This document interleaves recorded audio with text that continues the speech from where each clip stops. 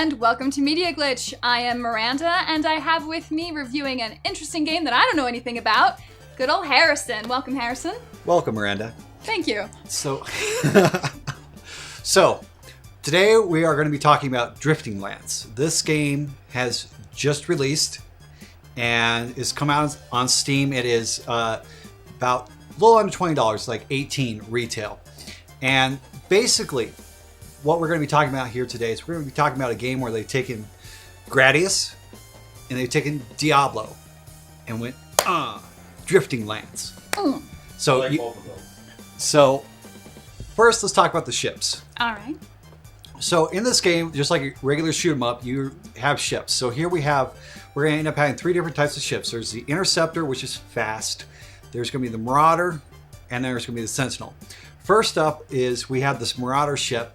It's your basic all-around class ship, and basically you keep your focus up by trying to stay in the little gold ring that's going to move around the screen. And it ends up being like your standard, ship for the most part, except for when you're going to end up putting weapons on it. Then we have the Sentinel ship, which is kind of like a tank ship. It has a lot more armor. It's a little bit slower. Yeah, and that's my style. And how it gets its focus up is by actually losing shield, and then while it's regenerating a shield without taking hits. That's how you get your focus up. And as you get your focus up, that gives you a multiplayer. Now your Interceptor, this is a fast ship, cannot really take damage, but this is for your daredevils. This ship here, its whole goal for getting focus up is you're supposed to have the bullets basically graze you. Not actually hit you, but how close can you get to the bullets and play chicken without actually getting hit by them. So, what's Focus now? Focus is a multiplayer in the game for your credits at the end and for your score. So, does this game specialize more in multiplayer? No, it's single player. Oh, okay. So the focus is at the end of the levels because there's 100 levels in this game. 100 levels? 100 levels in this game. They are random levels, just like Diablo 3, where every time you go back to play it, each level does not play the same. So they've managed to randomize it with the enemies on each of the stages that come in. Now, the big thing where I said this is very much like Diablo is going to be the inventory. The inventory ends up getting crazy in this. I mean, this overwhelmed me when I first saw it because I was not ready for this in a shoot 'em up. But you can upgrade your engines, you can upgrade your processors, you can upgrade your power core, thrusters, shields, your amount of armor plates, your helmet, your CPUs, and you get those in regular commons, blue uncommons, your gold rares, and then you end up having uniques and everything too. All of them have stats that can increase or decrease, and with this, what ends up happening is, you have to get to certain levels before you can use them. Okay. Now, one of the things you're going to see here is with there's skills, and there's going to be stats on your ships.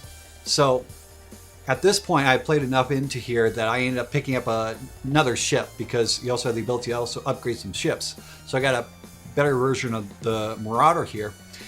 But it also is a new ship where I had to put in all new stats and skills and everything. So you have these attributes, which is your structure, which is kind of like your strength, your navigation, which is you power your weapons, and then your actual power, which is for your shields and everything.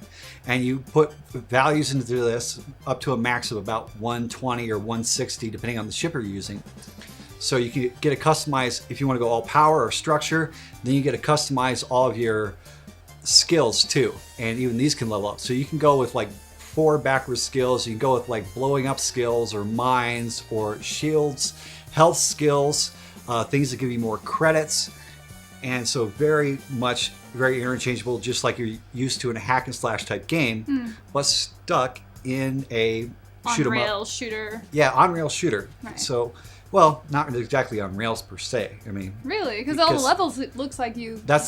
You can fly around within the level, just Yeah. like any shoot 'em up. I don't necessarily consider it on rails. So I'm thinking, so a little more...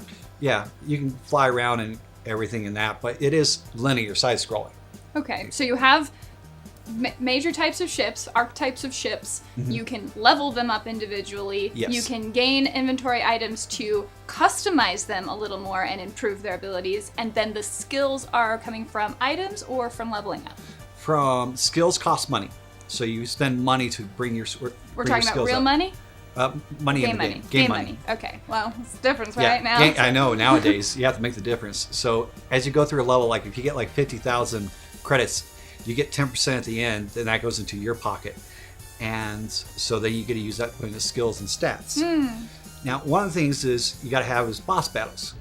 So Gotta love those boss battles. I ended up having to speed this up some, just so I can show them off, because we got the first boss battle here, Whoa. and this is where you start to see like what's your typical bullet hell, where you start to see a lot of bullets, and you see a boss that's actually moving around on the screen that has a health bar that you have to try to dodge, or you can take some of the bullet hits and it doesn't necessarily hurt you like that, which is what I kind of like about this game, is because you have an actual life bar. It's semi-forgiving unless you get too far above your skill level.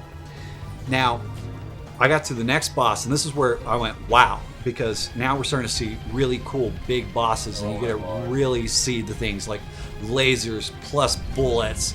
And then because of RNG factors, we end up getting enemies also that start coming in from the other side, so you still have to deal with besides just the boss himself. And as the boss goes down in life, new things come up that you get to play as. And during this one, I ended up failing on this a whole bunch of times before I actually managed to get through it. And even on this one, it's just so hard, so difficult. But at least when you die, you don't lose your ship. You do have the potential to lose items, but usually you don't lose your ship. It'll all auto bail out unless you play on like hard mode. On super hard mode, you can't actually lose your ships and all. But I was enamored with this game between that and the whole system with the inventory management, because you can spend like 20 minutes or 10 minutes in between levels just managing your inventory, selling stuff off, trying to That's a lot. min-max. Yeah. Just Well, like that's a lot for kind of a shoot 'em up game, right? Like we don't see that kind of thing. I mean, I like the ship options, but it sounds like you can devote a lot of time trying to customize these ships. Yeah, it's a different twist that you usually don't see. Usually you shoot 'em up, it's just like, yay, you go through the levels. But you can go back and play the levels. They are never the same. There's 100 to progress through. And being we got this before release, we had a limited amount of time to get. But on the leaderboards, we did the best for Media Glitch. We got #1 ranking on the world leaderboards. Wow. What I'm talking about. Now, Way to granted, represent. yeah. Now, granted, this was only out of 6 people, but we're #1 at least before this game went live. You are better than 5 other people in the world. I know. That's something to write home about. 5 other presser reviewers. We're the best here at Media Glitch. Fantastic. So, as far as the skill cap, then, would you say this game has a very high skill cap? No, it's very easy to get into. It's very forgiving for a shoot 'em up game because of the fact that you can actually take bullet hits without just instantly dying or having to take a new life. And the boss battles? The boss battles, you can, as you learn them, you may fail once or twice, but you can always equip new stuff, get more credits, up your stats, try again. and try again. Yeah, just grind it out. Just like playing any other hack and slash type game. It's been the theme of all the games today. It's just grind. It just takes hours and hours and hours of your life. It does. I don't know. So there's no multiplayer in this game at all. There is no multiplayer. The only thing is close to multiplayer is basically the challenge where you go fly through a level and see how high of a score you can rack up against a global leaderboard. Gotcha. And what platforms is this game available for? This is only on Steam. Okay. And this is a game that's only come out, it just came out on June 6th. It's been in early access, but now we're actually seeing the full game. So at $18, I would honestly play retail for this because this is a game that's going to give you a lot of hours in replayability because it'll never be the same thing twice.